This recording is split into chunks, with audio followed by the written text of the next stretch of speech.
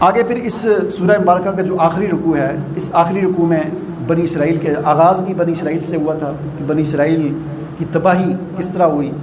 اب آخر میں پھر اس کی تباہی کا ذکر ہے. فرمایا وقلنا، ہم نے کہا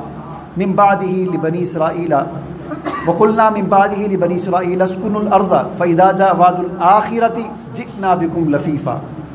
اور ہم نے اس کے بعد کہا بنی اسرائیل سے کہ تم اب رہو زمین میں، سکونت اختیار کرو زمین میں.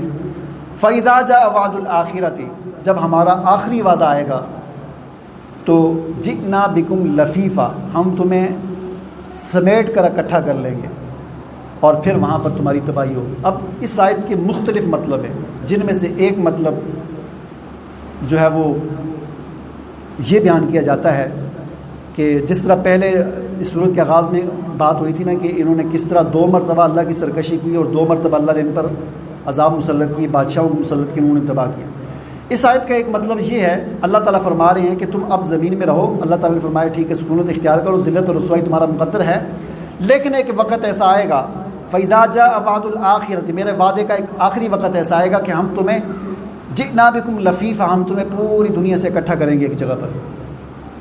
اور وہ اکٹھا ہو رہے ہیں اب اسرائیل کے اندر، روس سے بھی آ رہے ہیں وہاں پر اکٹھے ہو رہے ہیں، جرمنی سے بھی آ کر وہاں پر اکٹھے ہو رہے ہیں، ساری دنیا سے یہودی آ کر وہاں پر اکٹھے ہو رہے ہیں. اور جب یہ سارے وہاں پر اکٹھے ہوں گے تو پھر اللہ تعالیٰ کے عذاب کا کوڑا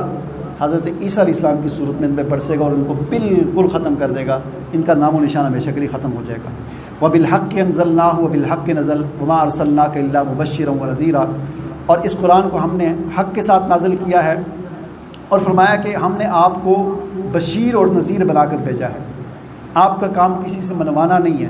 ہم نے آپ کو خوشخبری سنانے والا اور اللہ کے عذاب سے ڈرانے والا بنا کر بھیجا ہے. اللہ تعالیٰ سے دعا ہے کہ اللہ تعالیٰ ہمیں سمجھنے اور عمل کرنے کی توفیق عطا فرمائے.